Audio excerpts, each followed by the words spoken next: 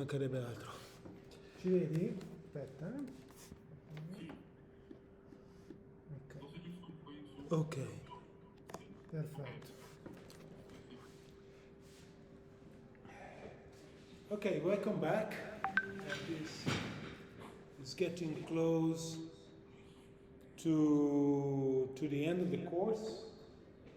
And today I'd like to spend a lecture discussing, finally, entirely devoted to machine learning applications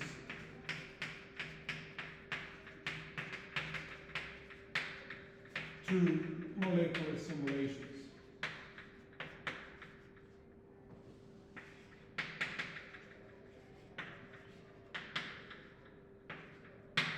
Okay, this is, as you can imagine, this is a huge field, massively developing at an incredible speed over the last 5 years, like pretty much everything that has to do with machine learning.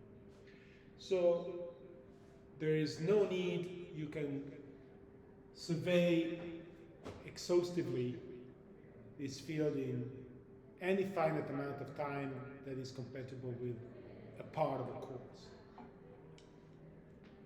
There are machine learning applications for more drug discovery related properties. For example, machine learning applications to generate molecules with desired properties such as solubility, toxicity. So MedChem simulations. And I will not deal with them, even though these are very interesting subjects. I will focus on applications of ML that very closely relate to the problems that we tackled in this course. And even then, I will just take a couple of examples. Basically, what once used to be the series of conferences on enhanced sampling methods, advanced molecular simulations, has turned into conferences on applications of machine learning to molecular simulations over the last 5 years. So it would be completely impossible to make an exhaustive description. So if you go back to the first lecture that we did, we talked about 3 problems, basically. We talked about finding the force field,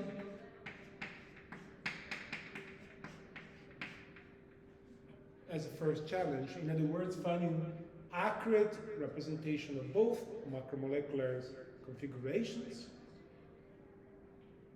and the forces between the constituents of such configurations. And although we did not spend much time on this problem, we focused more on the other problems, it is clear that there is some kind of an optimal compromise choice between spatial-temporal resolution, accuracy, computational cost. So for instance, in principle, you might get all-atom representations, and you might think these are the most accurate representation, which probably are. But as we shall see later today, you might also choose to get the lower degrees of resolution. And this does not necessarily correspond to a true loss of information. I mean, it is a loss of information in terms of how many degrees of freedom are encoded into the system and how much you can possibly extract from your simulations. But sometimes, as we saw in a few lectures ago, less is more, because having fewer key degrees of freedom can have a better interpretability. But anyway, finding the accurate model for both degrees of freedom and their force is an important problem. The other problem was sampling, or in general, fighting the rare event problem of molecular dynamic simulations. And we already discussed a little bit of machine learning application to this problem last lecture. And finally, we have a problem of interpreting molecular dynamics simulations. Because, as we discussed several times, molecular simulations live in very large dimensional spaces, and you have to learn to make sense of this. Now, today I will mention machine learning applications that are being developed in each of these fields. And let me first start from what we did last time. Last time we discussed how machine learning application could be used in transition path sampling to improve the sampling of transition path by learning the committer function. Right? This is called AIMD, which is a bit of a, I think it's a bit of a overshooting, because AIMD is more like a field than a particular method, but people invented this method first to do that, so they have the right to call the method as they want. And basically this was a subconsistent way by which you do transition path sampling, use transition path sampling shooting trajectories to estimate the committer, and then use the committer that you learned and to train, and you trained as a neural network to improve your initial point for shooting trajectories, therefore becoming closer and closer to the ideal acceptance rate, which we understood was 25%. So this is a way in which you use machine learning for improving sampling, but also to interpret the results, because the committer function is also the ideal reaction coordinate, and therefore is the best description of the progress of a computational of a conformational transition you can think of. So this is a summary of last lecture and how machine learning was used both for sampling and for interpretation. We also use some kind of machine learning. We called machine learning in a more broader sense than what normally people have in mind when they think of machine learning in terms of neural network, when we describe diffusion maps.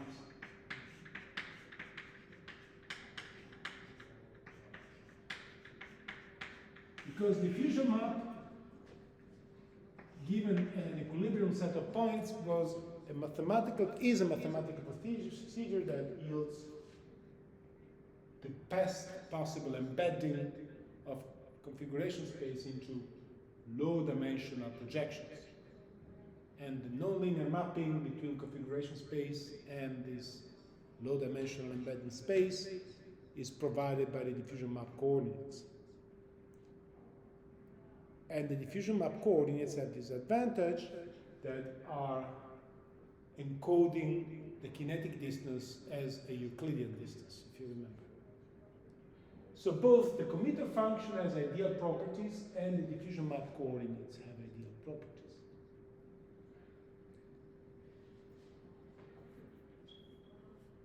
Now, I want to go back and discuss an algorithm that basically uses diffusion map for sampling, completing the circle. In other words, committer function helped sampling and helped interpolating. Diffusion maps helps interpretation, but now we're going to discuss how it help sampling. Actually, I'll be more precise. I will not very much be concerned with sampling, but I will be asking for slightly less than sampling, which is exploration.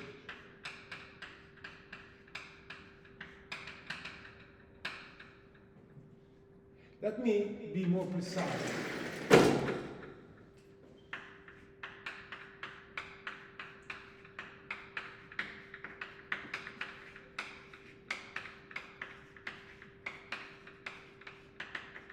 And define what is the exploration problem in molecular simulation. The exploration problem is slightly less, asking for slightly less than exhaustive sampling. Let me tell you what I mean. Let me denote, as usual, high-dimensional configuration space with this abuse notation. It's almost like a three-dimensional Cartesian space, but many additional axes. This is, of course, a cartoon, just to remind myself that this is not a three-dimensional space, it's a large-dimensional space. And we have introduced the notion of intrinsic manifold, right? As the subspace or the submanifold or configuration space where configurations, molecular configurations, tend to condense at finite statistics. So that means that if I run any finite time molecular dynamic simulations, my configuration will not fill a 3n dimensional space, but they will basically condense onto a lower dimensional manifold, which might not be a Euclidean vector space, it could be a curved manifold. Actually, in general, it is a curved manifold.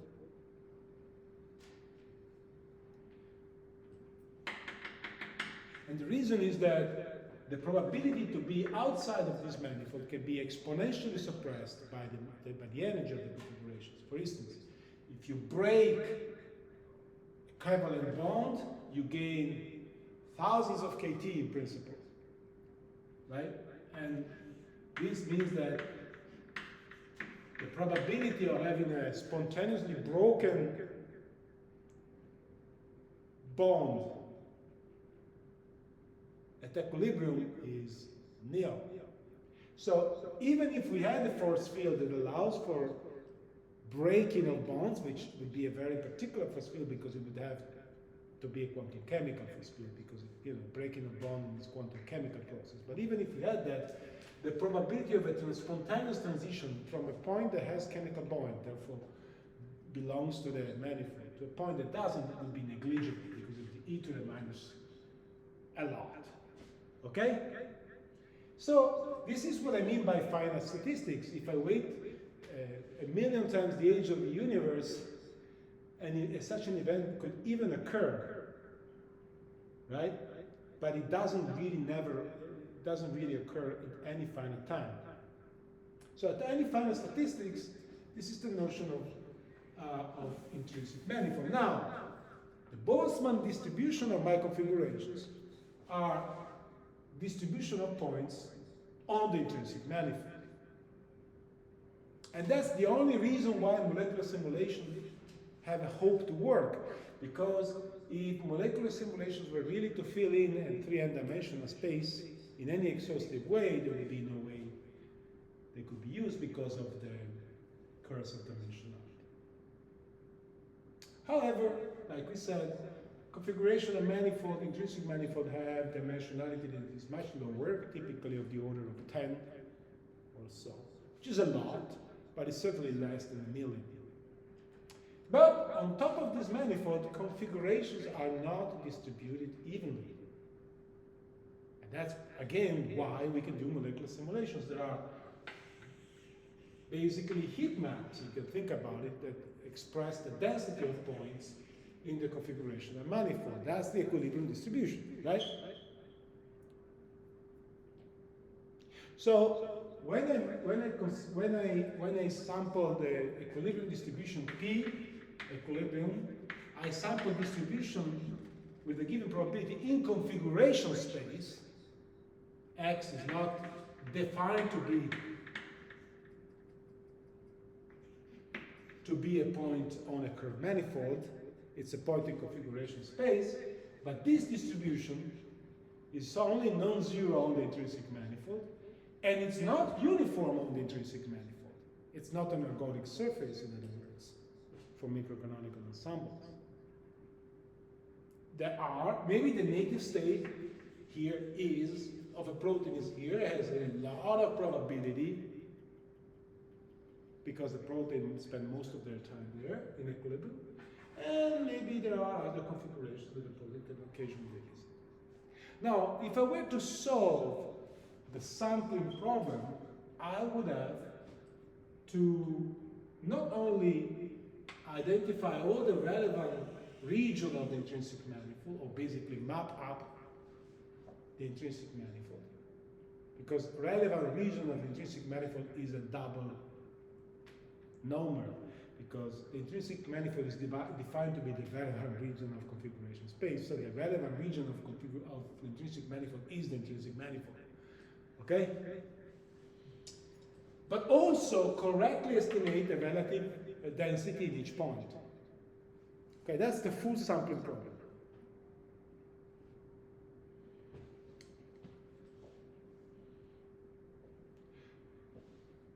That's, as we know, a formidable problem that we might not be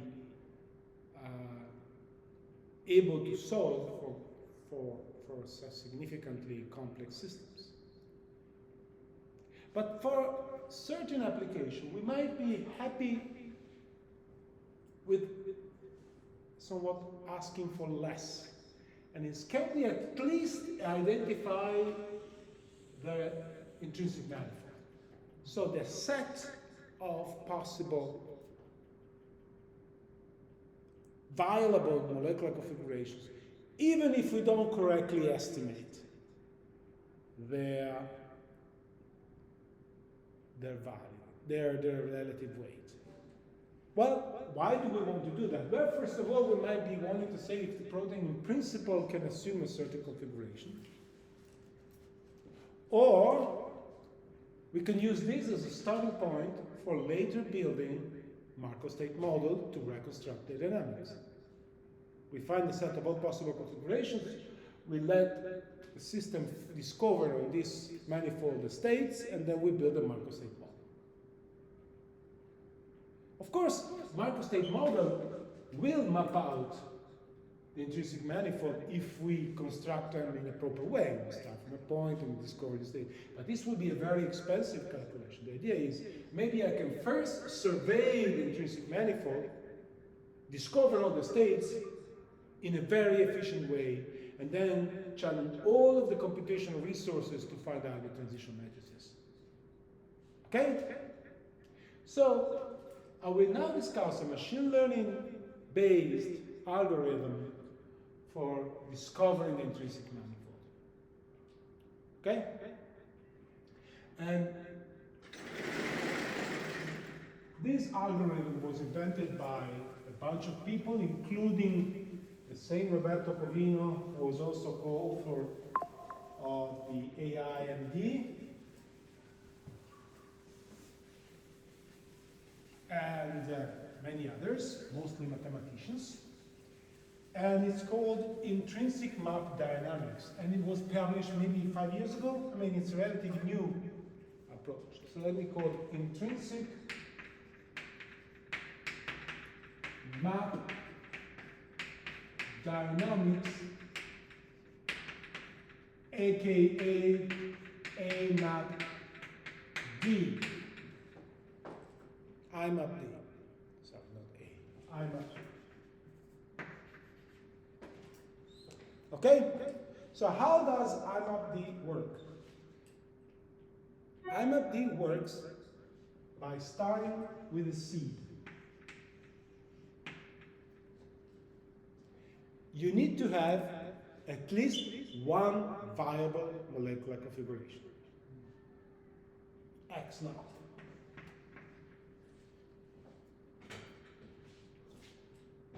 Well, that's not so difficult. If you know the topology of the macromolecule, you can easily build a configuration of that macromolecule with a finite energy. For instance, you might take the crystal structure of a protein and energy minimize it and thermalize it and get a viable configuration. Right? That will belong to the intrinsic manifold by definition. Okay? Okay, so what does intrinsic map dynamic do? It balances, or if you want, exploration and exploitation, but it combines short MD run and diffusion map to enhance exploration. How? You start from, so let me again draw my configuration map, configuration space in the same way as before.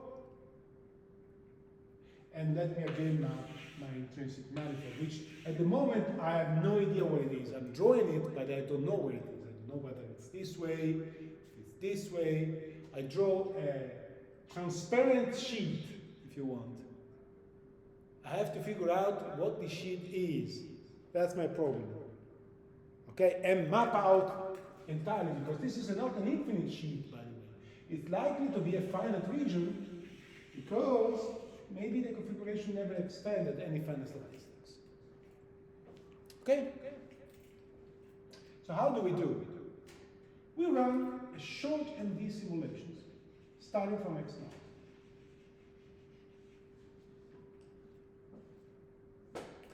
Okay?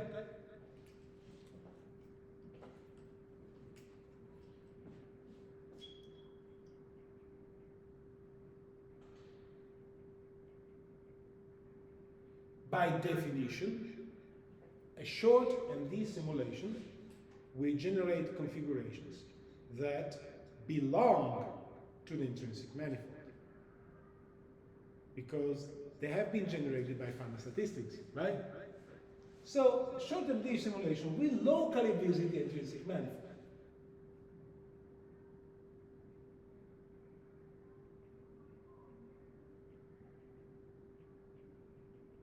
Now,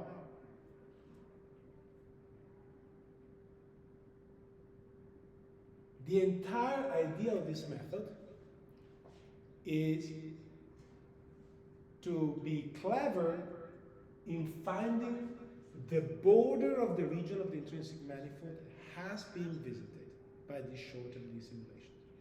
So in other words, to include into a hull, convex hull, all the configurations of the intrinsic manifold that have been visited by the simulation, and then figure out a smart way to shoot outside of it. So to generate a new seed X naught prime that was not in the region that I visited, but lies outside of it, and initiate a new molecular dynamic configurations procedure. By doing this, I have explored a new region of configuration space.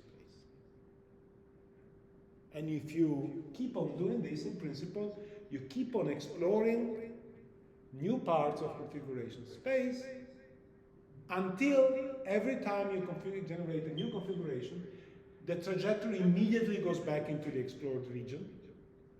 For instance, here, if I shoot, I must shoot outside because the configuration space in the intrinsic manifold is done, and therefore my molecular dynamic simulation drives me back immediately. Okay? Now, I told you what I want to do. I didn't tell you how to do it yet. So in other words, the basic idea of this algorithm, which I think is a very smart algorithm, is what if I knew, what if I could use the information that I've generated to draw, to chart, to locally chart the intrinsic manifold and draw the perimeter that I've visited. Then I could sort of guide the exploration of points that I have not visited. But this is not very simple because this, if I do it in a naive way, because configuration live in a 3n dimensional space, and understanding where you've been in a 3n dimensional space is very, very difficult, right? Well, you could put a sphere in configuration space which embodies all the configuration, but this would be a 3n dimensional sphere.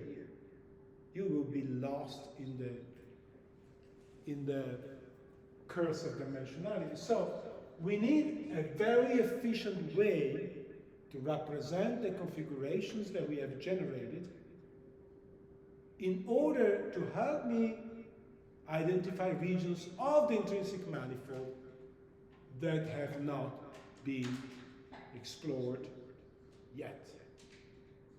Is this clear? And the way we do it is by diffusion maps. So in other words, the algorithm starts from a configuration x naught.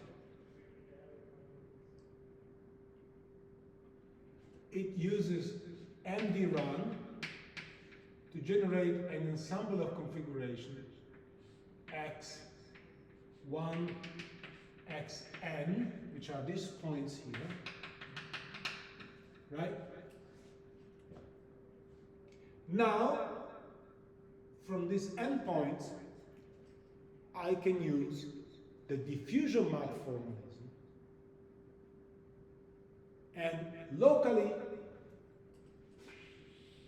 define an embedding based on diffusion map coordinates and project onto the relevant diffusion map coordinates.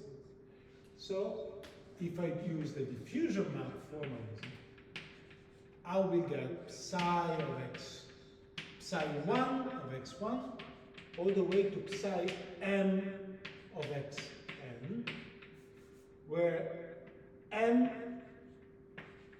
is less than n. So what do I mean by this?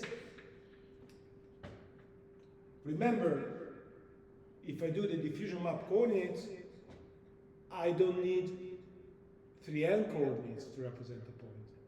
I need less than that. Typically, the number of coordinates I need would be the intrinsic dimension of the diffusion manifold, or the intrinsic manifold. Right?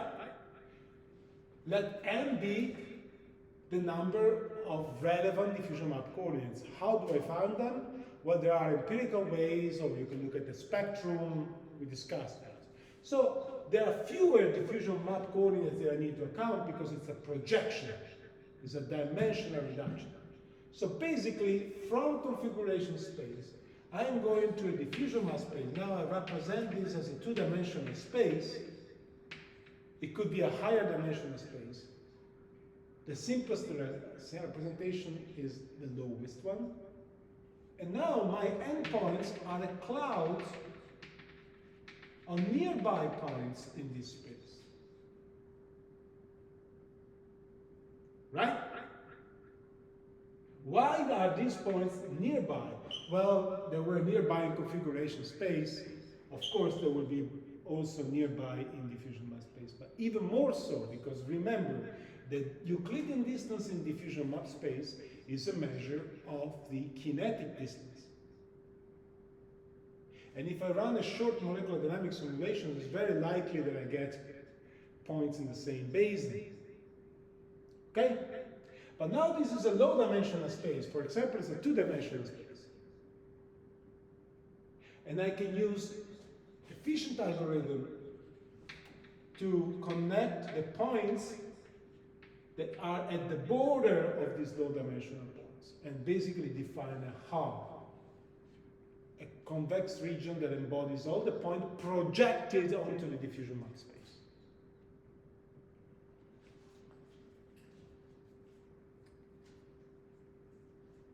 And now I want to shoot outside. How do I shoot outside?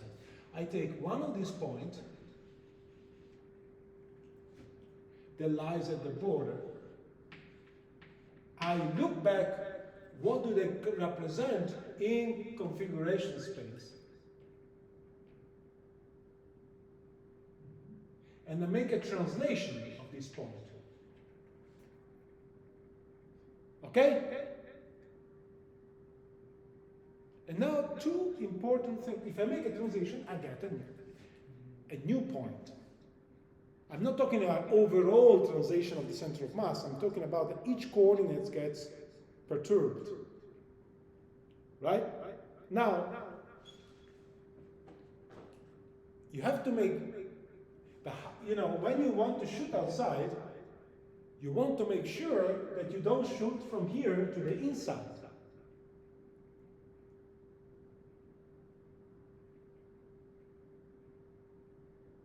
So the way you do it, you find the center of this hole,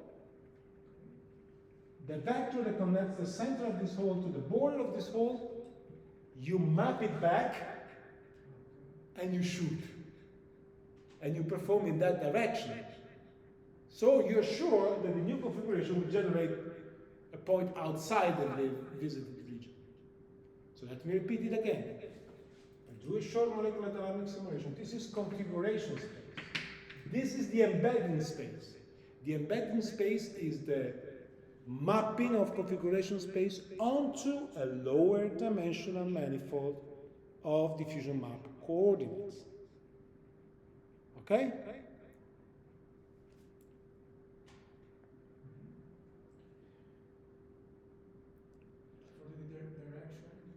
And for the direction, I identify the direction from the center to the border, I map it back, and I draw I add to each coordinate in configuration space the corresponding translation. This will take me outside the border of the explorer region.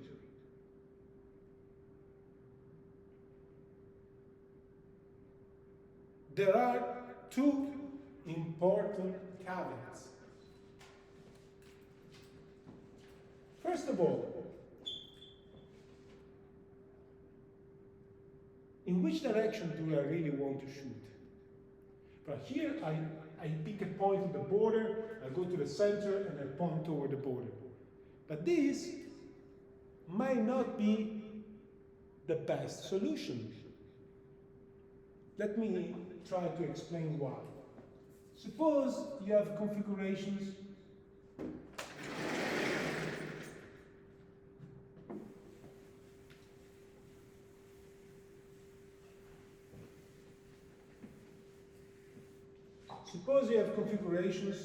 in an energy landscape that lies like this.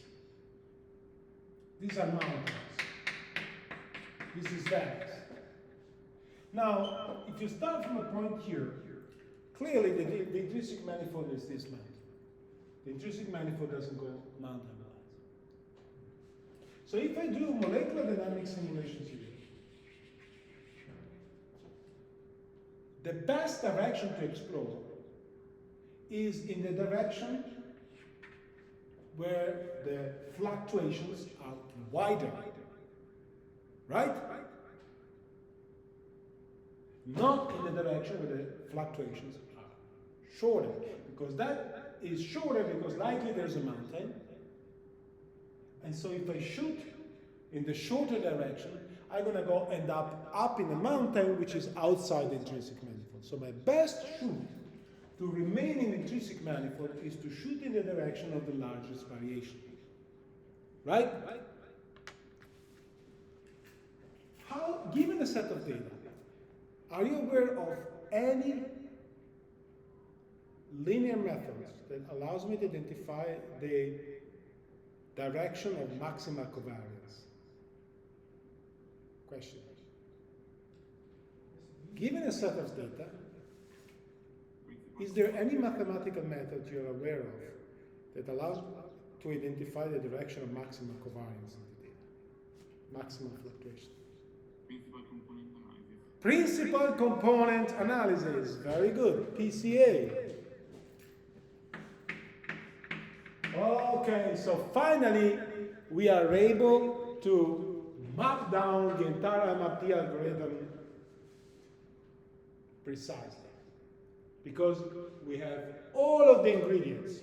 So up to now I surveyed everything I need to get my exploration, and now I'll go back and restart from the scratch and tell you how everything is done in order. Okay? Okay, first,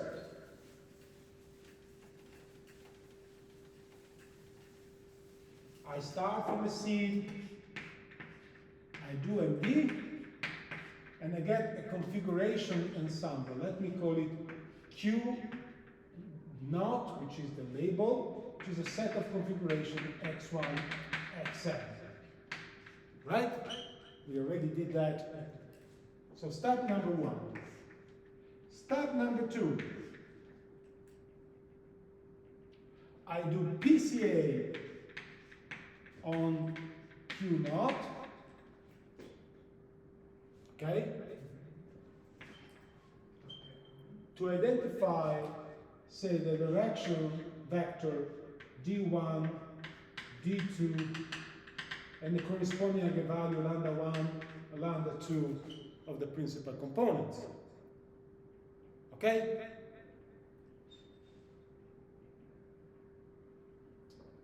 Three, I do diffusion map on Q0, and I get n coordinate psi 1, psi n for each of the points. So I have n points in the n-dimensional diffusion map plane. So the result in diffusion map plane, here represented as a two-dimensional space, is a set of points, and since it's a low-dimensional projection, I can draw a border. Okay? Now I can recognize which of these points lie on the border of the intrinsic manifold.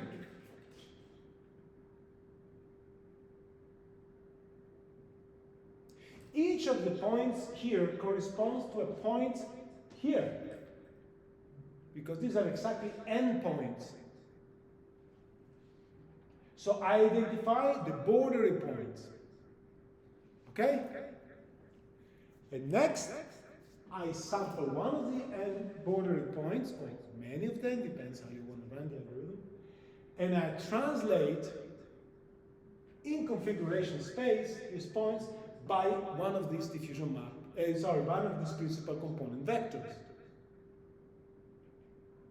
Okay?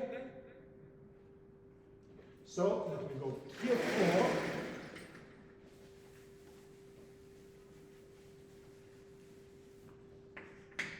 Identify boundary points.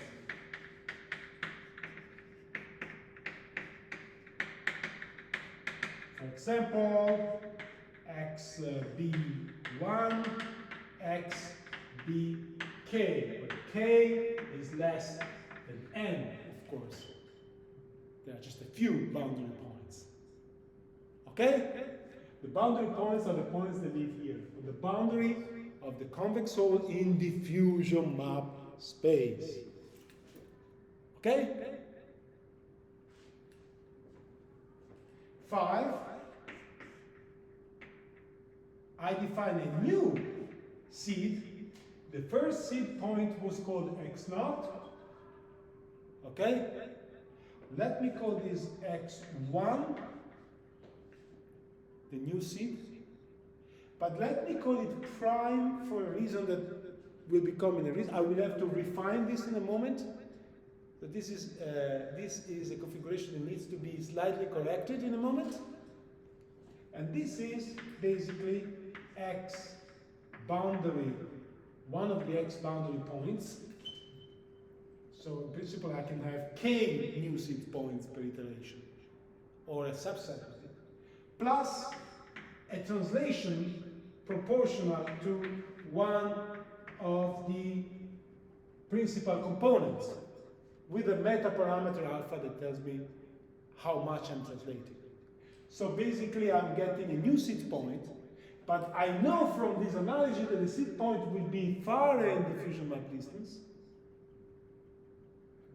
So it's likely to be in a new region of diffusion map space, of the intrinsic manifold. But the problem is that this may not yet be ready for simulations, because if you take any molecular configuration and you translate each vector by a multidimensional vector, you might not get yet a molecular configuration. For instance, you have two atoms, and one atom might be translated in this direction. Since this is not the overall constant, it's a vector. So each component may be translated differently. So maybe this atom gets translated in this direction, and this atom gets translated in this direction. All of a sudden, the distance between these bond atoms is increased, which makes energy very angry. So in the original version of the diffusion map algorithm, you would have to do a short energy minimization to restore molecular configurations. So 5, 6, energy minimization.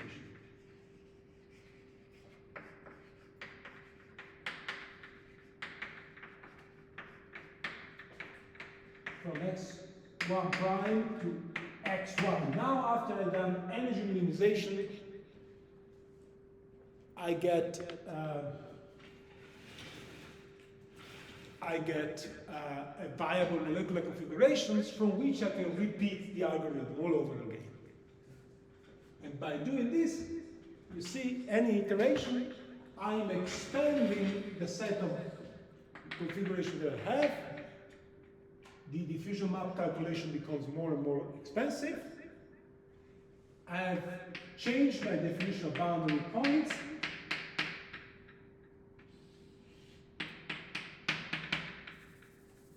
And my set of point grows, and I get more and more configurations. This parameter, Which one? This is the meta parameter that tells me how bold am I to shoot outside. If alpha is very small, I'm shooting very nearby here, I will have to do many iterations to explore, but the new configurations will be likely to be a valuable configuration because any minimization will work. Now, the weak point is precisely that this translation may be dangerous, generating many non-physical configurations. Now, we invented an improvement to this algorithm, which we call polar star shooting, to avoid doing trivial translations, but to do transformations that take you on the intrinsic manifold. This is a technical result that I will not discuss here.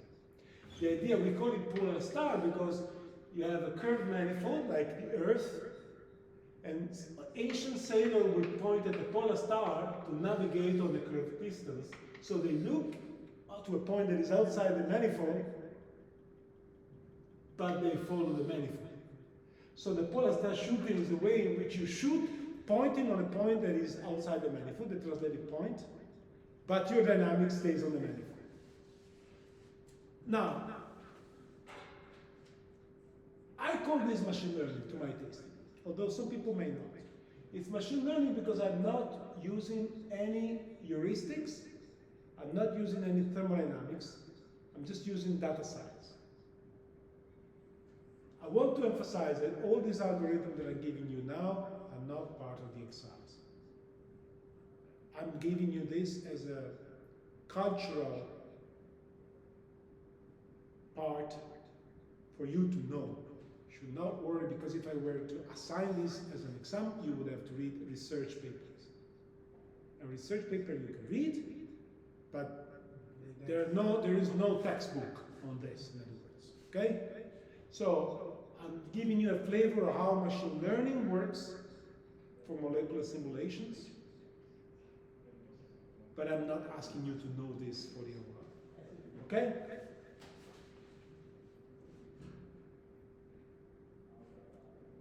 So I guess you get an idea.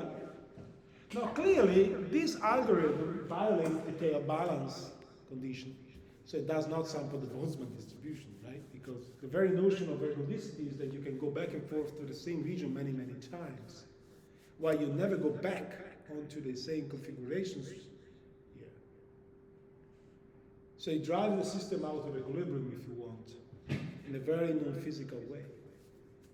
And part of our research over the last year has been trying to build theoretical skills to restore physical dynamics onto this space. But this is something that I will not talk about in this lecture.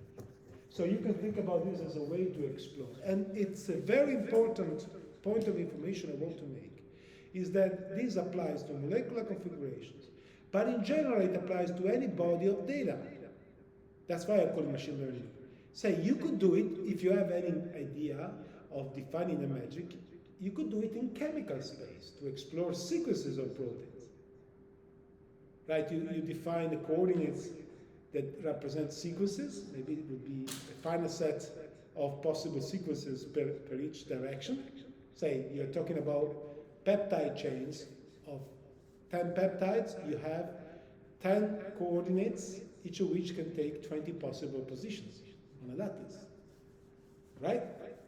So the number of possible sequences would be huge.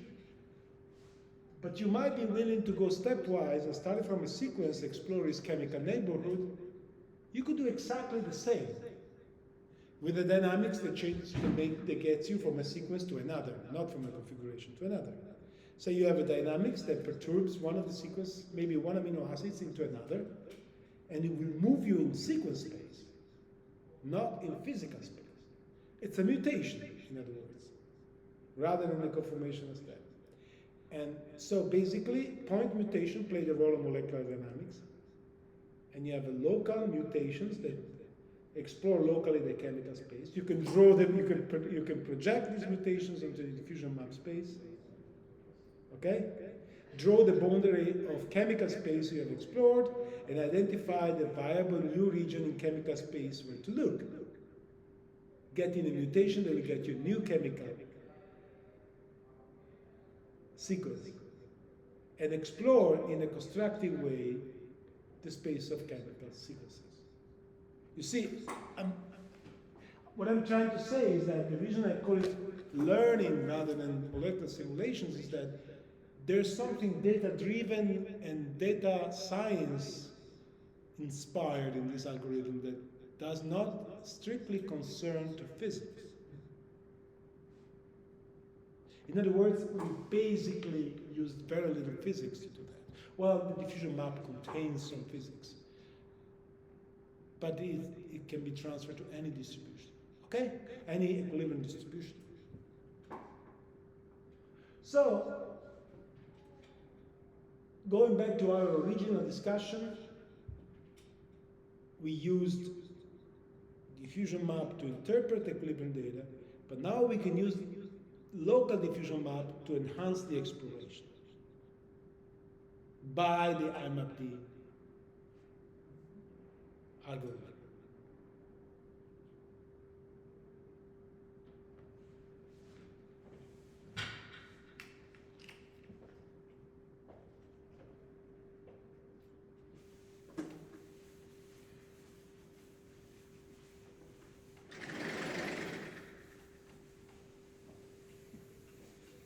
Other questions? Useful also for molecular docking or other.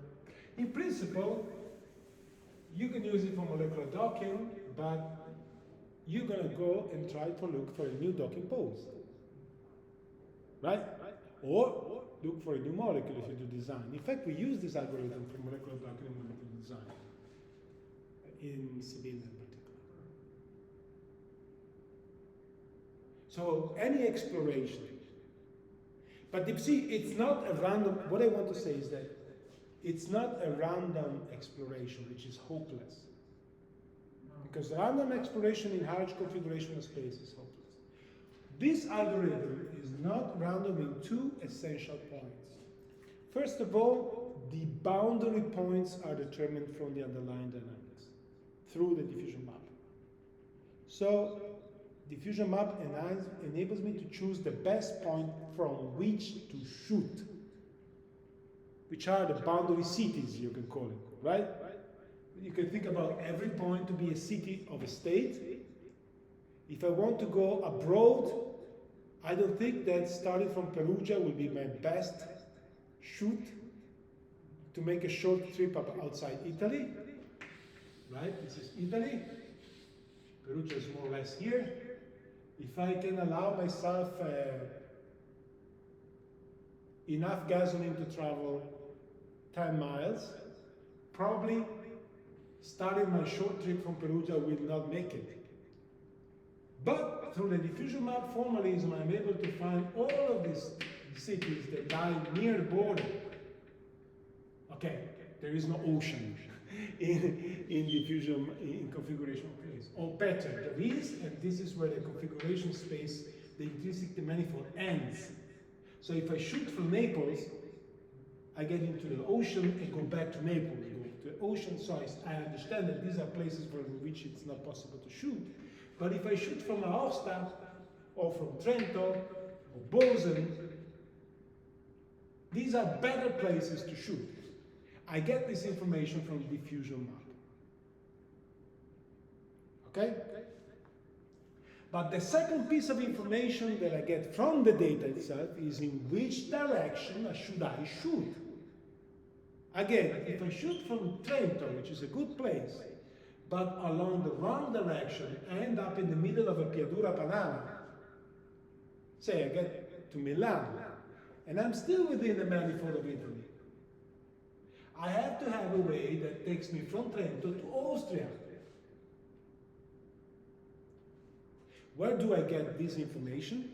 By looking at the configuration and ensemble that I've generated near Trento in configuration space. Going to the PCA analysis, finding the principal components, and using that to identify the promising shooting direction. As a result, I can shoot from promising city using promising direction, maximizing the probability of discovering Innsbruck or discovering Marseille, or probably Monaco, likely. Okay?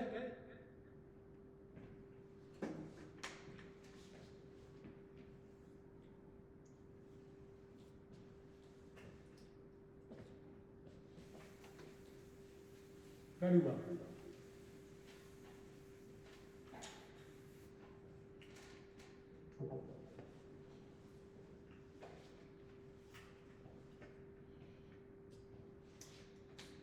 As a second application of machine learning, I will mention the problem of, the more general problem of coarse grain.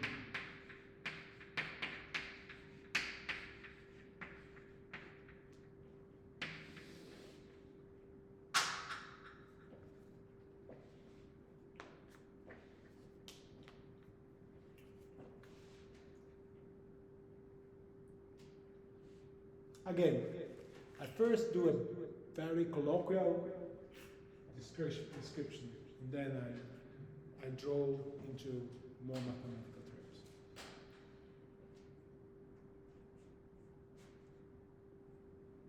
Why do I want to build coarse-grained representation of macromolecular systems? But there are many reasons. First of all, fewer degrees of freedom are less expensive. So if you have an all-atom representation, in which each atom is in the solvent and in the solute is 3 degrees of freedom, I easily get 10 to the 6 degrees of freedom.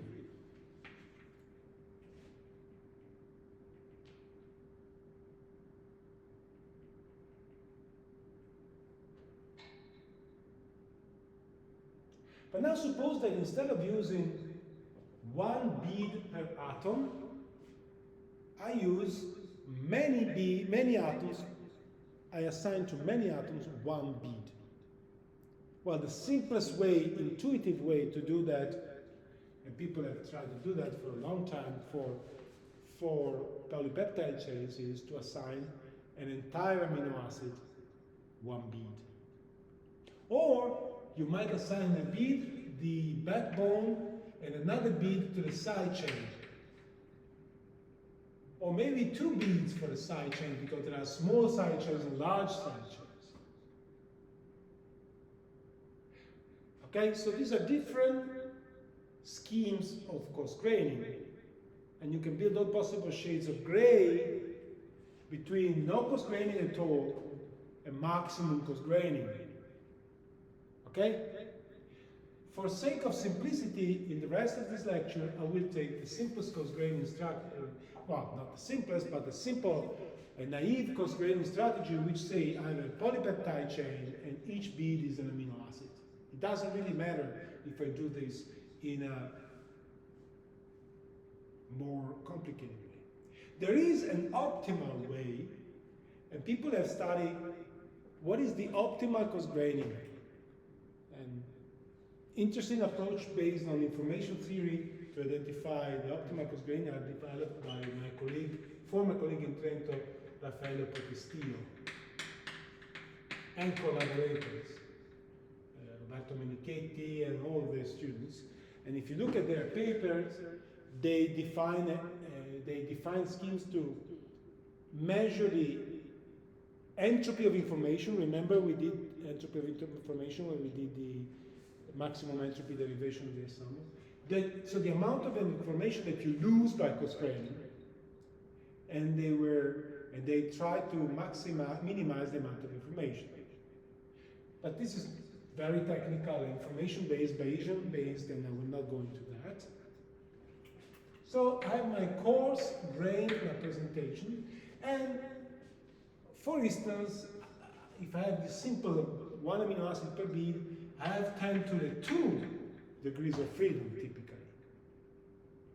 Typical protein is 100 amino acid, 200 amino acid. I think the median for a human proteome is 300. But that's certainly less than millions.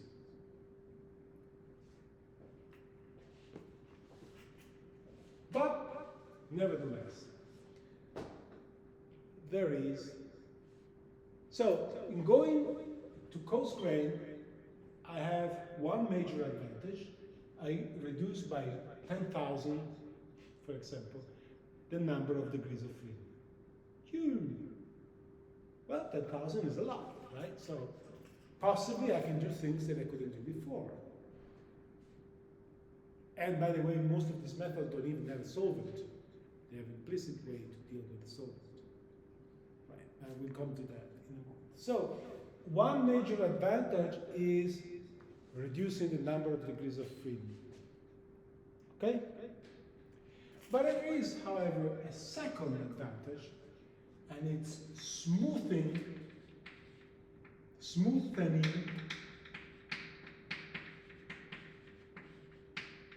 the landscape.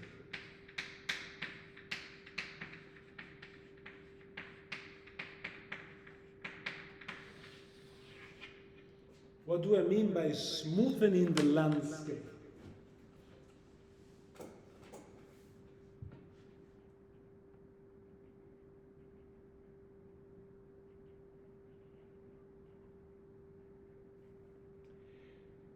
The essential problem, well, one of the three essential problem molecular simulation is the rare event problem. A rare event problem also emerges because there are a lot of energy barriers to overcome. It means that the energy landscape is extremely rugged, with lots of minima, exponentially many, and barrier, and each barrier crossing takes an exponential amount of time. That effectively slows the dynamics and the exploration by a huge amount, right? Now, without going into the complex systems theory, let me just claim, and let me ask you to believe that if you go to coarse-grained representation with fewer degrees of freedom, your self-consistently generate a smoother energy landscape. Because this ruggedness is called frustration. And frustration comes when you have many degrees of freedom all interacting with each other with both attractive and repulsive interactions. And frustration is when you're never happy, right? It means that when you try to relax the energy of the interaction with one particle, you're simultaneously increasing the energy of the interaction with another. So frustrated systems are typical paradigmatic complex systems where the coexistence of attractive and repulsive interactions make it impossible to simultaneously minimize all the energies. And this is a typical physical phenomenon that drives the existence of multiple minima. Clearly, when you have fewer degrees of freedom, you also have fewer chance of being frustrated. Therefore, coarse-grained force field have a smoother energy landscape. So you accelerate your simulations because you have fewer degrees of freedom to move when you do your leapfrog algorithm or your Langevin integrator. but also because you move on an energy landscape that is smooth. And therefore you move faster. Okay? So, coarse graining has potentially huge advantages, but one, it comes with huge challenges, and B, it also comes with limitations. Let me first claim the challenges. The limitations. If you're doing a coarse grain simulation, you don't resolve the internal degrees of freedom, right? For instance, if you have a protein and you want to find out a druggable pocket, you have no idea, and your amino acids are described in terms of one single bead, just to put an example. You have no idea how the side chain of the amino acid is placed, so your estimate whether that is a druggable pocket or not will be extremely poor. Because the existence of a pocket where you can stick a molecule very much depends on what is the spatial arrangement of that side chain, right? But that's just an example, right? I could invent many more. So lowering spatial temporal resolution becomes a liability if you need high spatial temporal resolution. I'm saying a triviality here, right?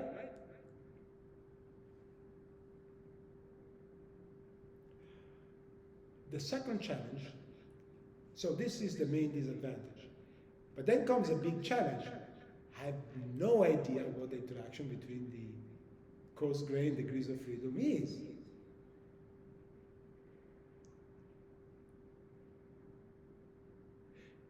Now, you should say, hey, but I went through this problem already once in this course. Because when we started this course, we had a very similar problem. We have a fundamental Hamiltonian, which included electrons and nuclei. And we knew the interaction between all the degrees of freedom. And it was an extremely simple interaction, Coulomb interaction. To write that Hamiltonian, I only needed Coulomb interaction, right? But then we went through integrating out the electrons by this Born-Oppenheimer scheme. And the result was an effective interaction between the nuclei, which accounts for the fact that there is an underneath level of the complexity, which is the dynamics of the electron. But the Born-Oppenheimer scheme allowed me to do that. In principle, I could do it.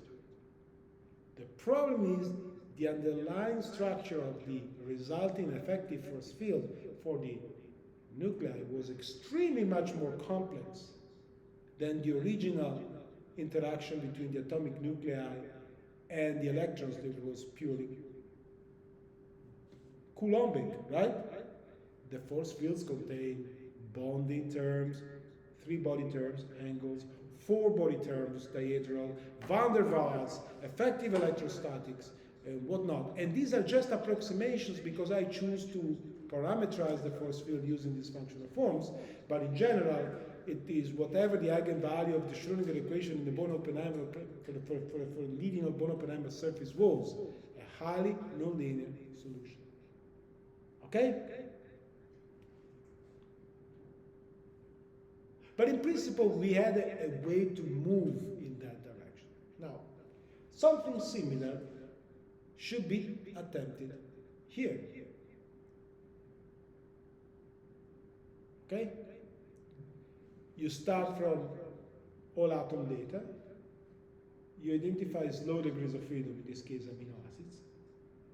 And then you want to do something that follows the same conceptual line of a Born-Oppenheimer approach from a conceptual point of view. Derive an effective interaction between the low energy degrees of freedom, the beads, integrating out all the fast motion that is the internal dynamics due to the atoms. Correct? You follow me in this analogy? Yes or no? So, just to make this clear.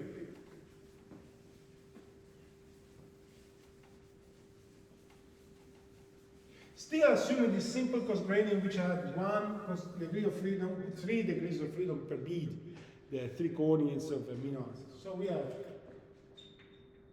electrons plus nuclei.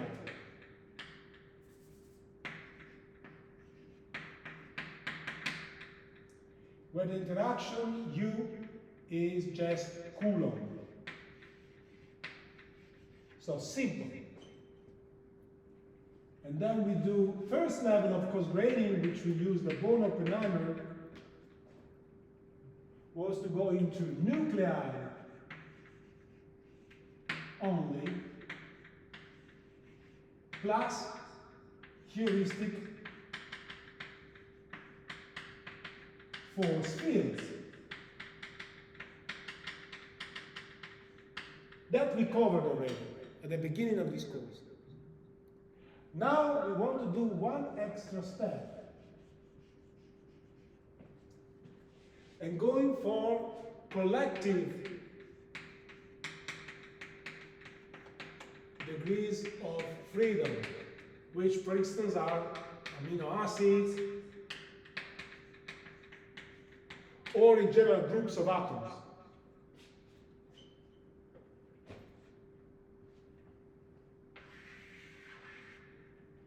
But you see, in going from this degree, this level of cost gradient to this, we use the Born-Oppenheimer, which basically use the Schrödinger equation to integrate out the electrons. Now, in going from here to here, we don't anymore have a Schrödinger equation to worry about because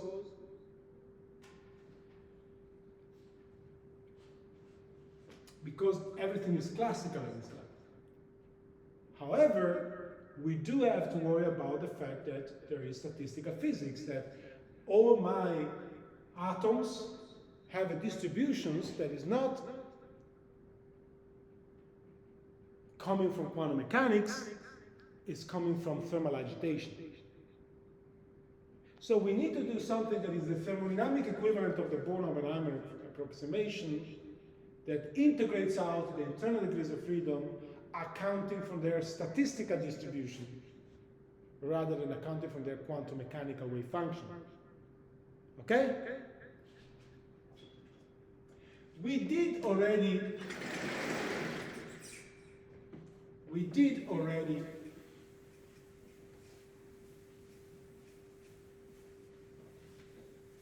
mention this construction when we define the concept of potential of mean force. Remember? So the idea there is that we have a set of coordinates. These are my atoms.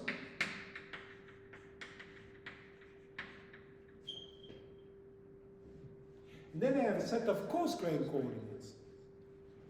Let's call it R1, Rm.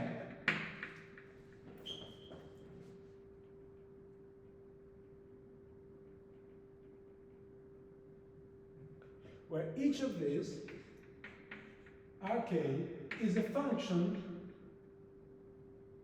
f of all R1, Rn. The simplest function is the center of mass. Say you have a group of atoms, and you get the center of mass coordinate of this atom. E.g., this is just an example. This could be sum over 1 to I group a subgroup of atoms, say N1, R1, M1, and okay, you get a point. Okay?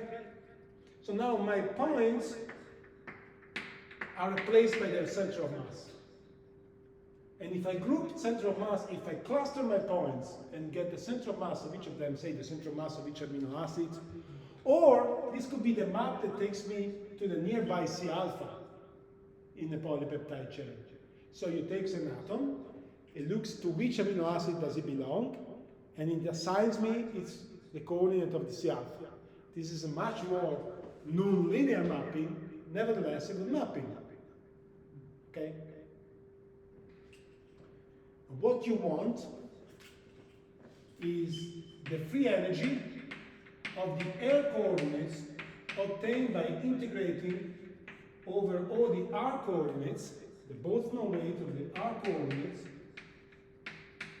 with a delta function that connects the r to the r. So, you see, I'm taking it for each fixed C alpha configuration, I'm Boltzmann averaging over all the coordinates, the microscopic coordinates. Right? For each nuclear configuration, I was getting the ground state energy for the electrons. You see the analogy?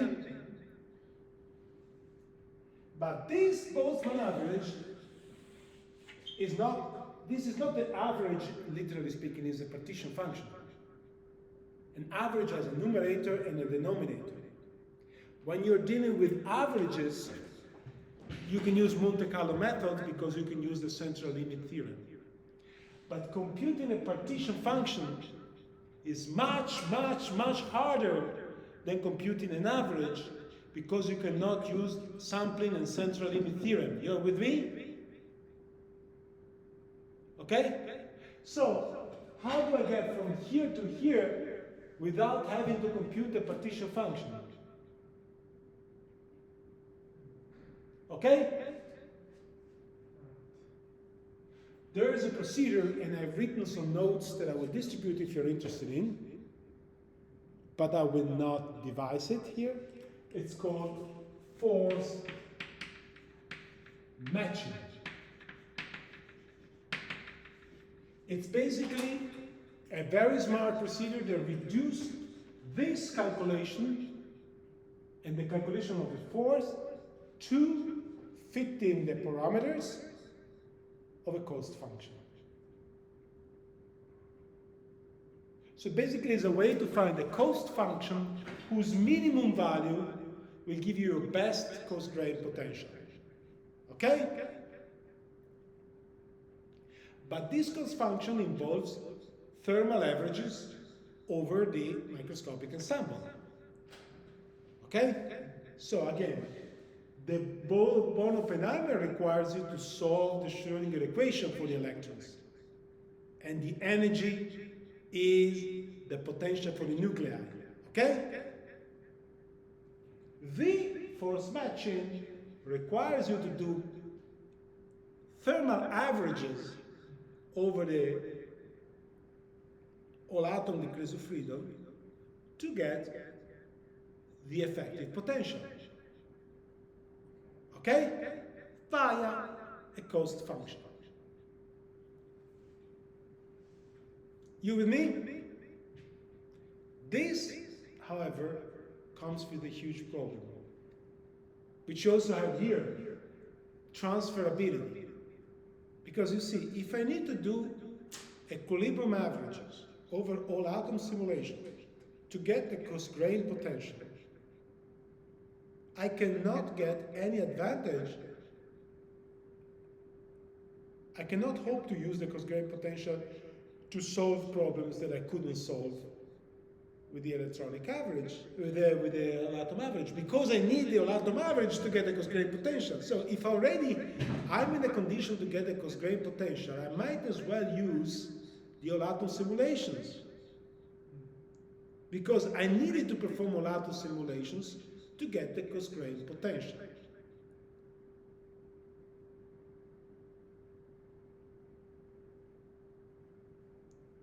I had a similar problem when I discussed the force field, because you see, if I had to solve the Schrödinger equation to get a Born-Oppenheimer potential, molecular simulations would be impossible. Molecular simulations became possible because I could fit reasonable empiric force fields representing the underlying Schrödinger equation, and I could transfer it to proteins that I have not solved the Schrödinger equation for. For instance, you do Schrödinger equation for peptides to get the interatomic potentials, and then I use this potential for a protein. If I had to solve the Schrödinger equation for a system that I want to study, to get a force field that is only specific to the system that I want to study, I could have not done any molecular dynamic simulation. Is this clear? Now, transferability, building transferable constraining, was a key to perform molecular dynamic simulation. The force fields you have are universal. You build a topology with that force field, which will assign potentials. They are not perfect, but I don't need to solve the Schrödinger equation for protein BPT1 to get the force fields of protein BPT1.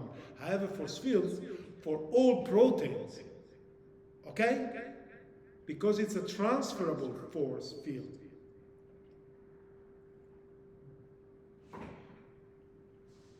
For many, many years, people were trying to do the same with force matching and come up with transferable cos-graining force fields. Okay? And this has been going on for ages with progress, with important contributions. However, last year, there was a major revolution. Because you see, what is the problem? If you have a bad force field parameterization, you will never get the right Born-Oppenheimer structure. But you have a very simple physical guiding to build ansatz for the force field, harmonic springs and blah, blah, blah. And they ended up working very well. It was difficult, and you see, non-bonded interactions between nuclei are pairwise, van der Waals and electrostatic. Many body forces are only for bonded interactions. This simple parameterization worked. It was entirely empirical. People were struggling to get similar degree of simplicity that worked well. Meaning, you have your model for the cos-grain interaction between amino acids, you match it by force matching, you make it portable, you run simulations, and you get results that do not agree with underlying molecular dynamic simulations.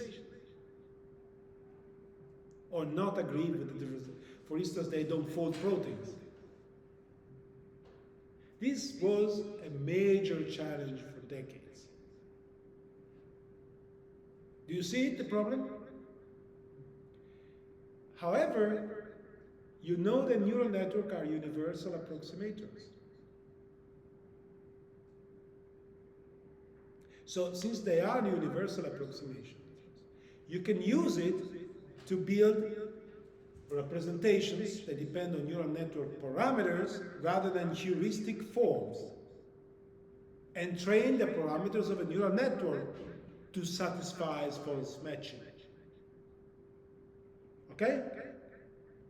Hopefully, this neural network will receive in input not only the coordinates but also the chemical structure. It's a major effort, but it's a well-defined effort.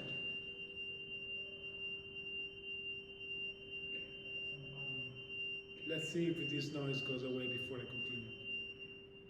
Okay. Now, last year, I'm talking really recent physics here. Last year, Frank Noah and Cecilia Clementi's group published on physics communication, I think, nature communications, I think, or nature physics, I have to figure out. The results of their multiple, manifold year research in training a neural network representation of the cos-grain force fields. And they demonstrated, and basically they used neural network to train on molecular data that they generated by equilibrium simulations. But once they have done that, they have their neural network potential that they can use for molecular dynamic simulations. And they were able to show on a set of proteins that they were obtaining results that were fully consistent with all-atom molecular dynamics simulations. So in principle now you could claim you could use this force field to do things that you couldn't do before.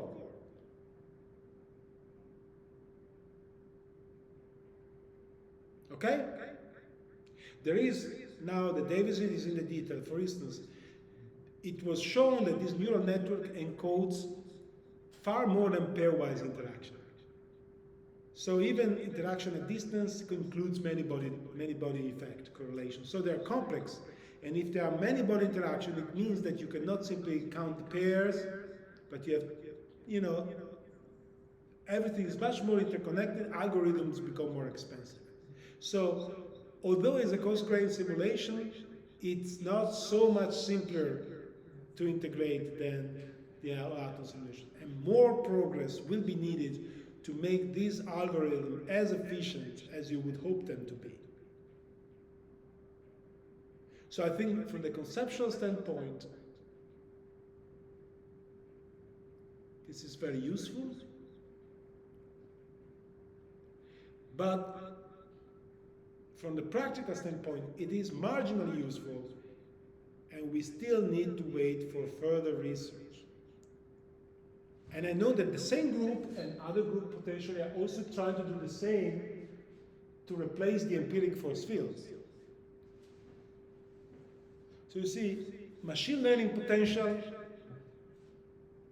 are a huge field now that people are trying to apply to a number of problems at a number of different resolutions.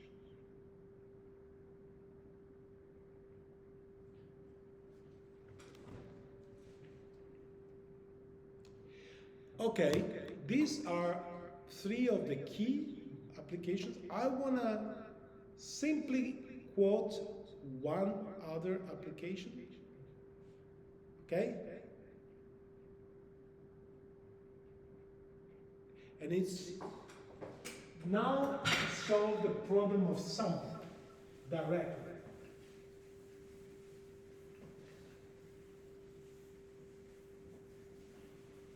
This is called a Boltzmann generator.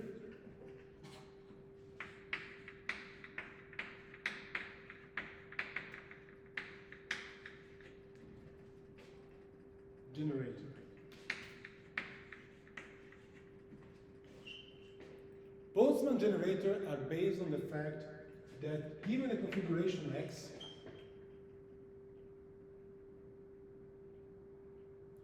you know the corresponding equilibrium probability.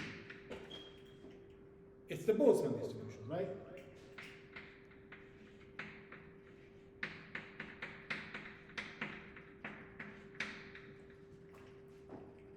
Now,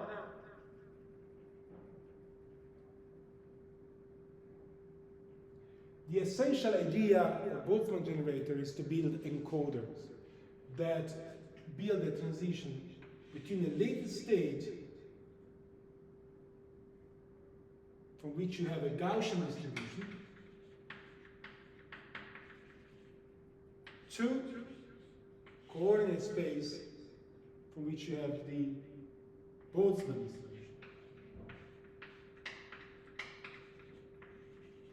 So in other words, you want to build a network that, say there are n degrees of freedom here, with n Gaussians, such that it maps any point here to any point here. The probability of this point to the probability of this point. And typically you do this by these networks that have a one-way on and one-way back, like when you do generation of image.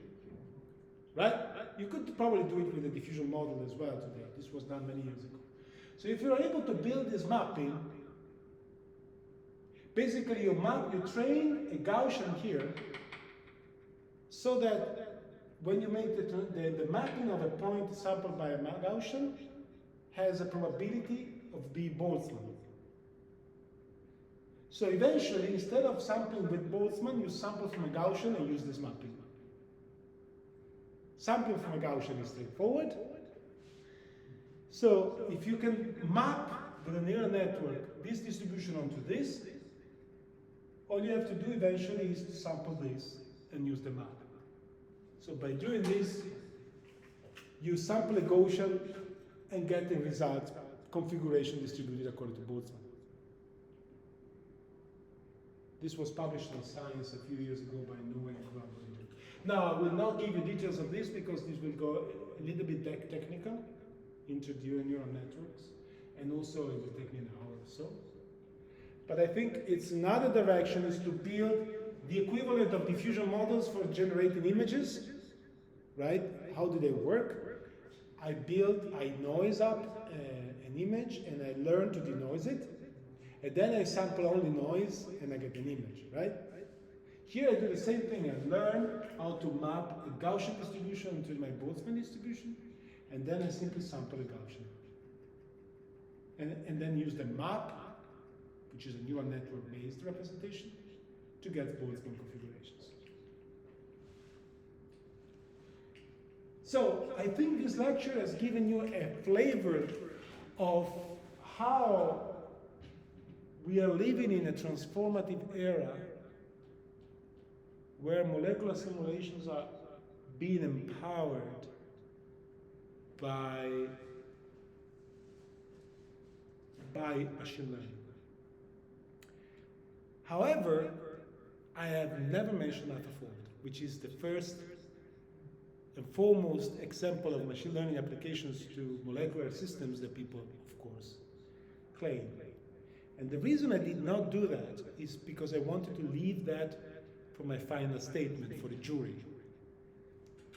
AlphaFold is not a model for dynamics, first of all. It's a model for structure prediction. You give me the sequence, and it will predict the structure of a protein, or protein-protein interaction in its latest iterations. But let's let alone AlphaFold 3 and 4. Let's stick to AlphaFold 2. Okay? You give me the sequence of a protein. You give me. AlphaFold was trained onto PDB. Tens and tens of thousands, perhaps hundreds of thousands of structures that are available. Already available. Accumulated over decades of X-ray crystallography and NMR experiments. Okay? That was a spectacular application of machine learning that capitalized on the existence of huge amount of structural data. Already existing data. Now in principle, you can do the same for dynamics. Hopefully, dynamics is more complicated than structure. The problem is that you have to generate those data. In all the algorithms that I presented today, you need to do simulations to generate the data that you later use to train your machine learning algorithm. You need to generate transition sampling paths and trajectories to get a committer.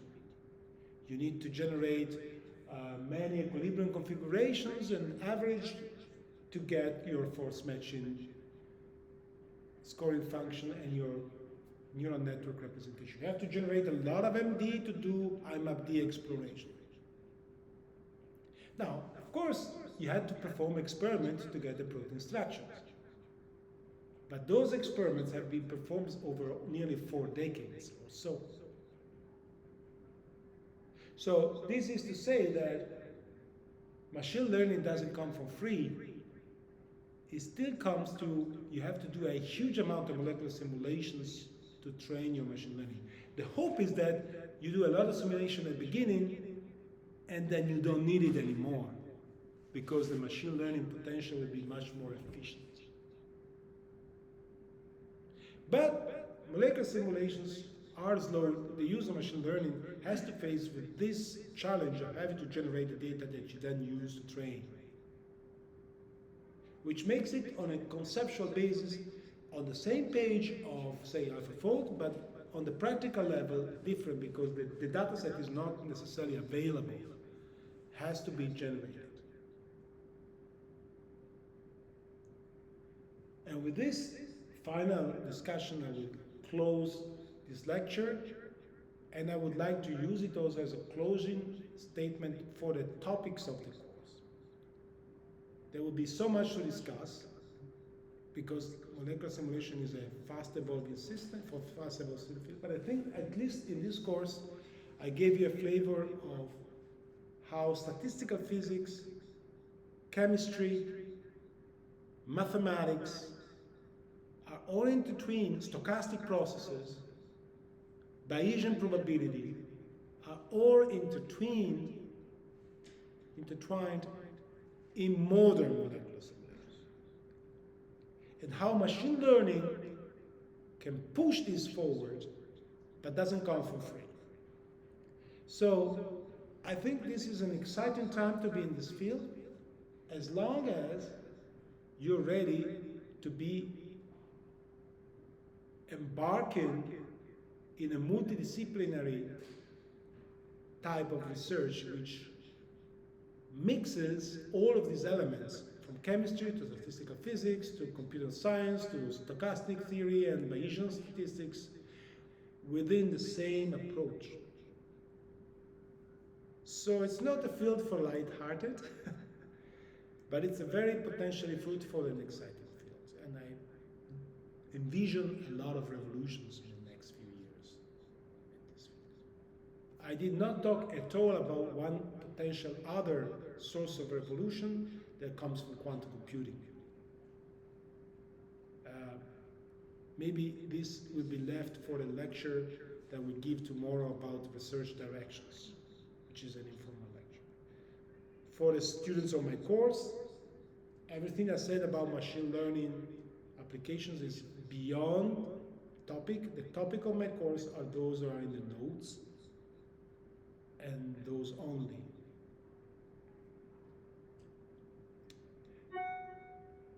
I think I'll stop this lecture here and I'll spend a couple of minutes for the students for the course exam preparation and stuff. Thank you for taking this course.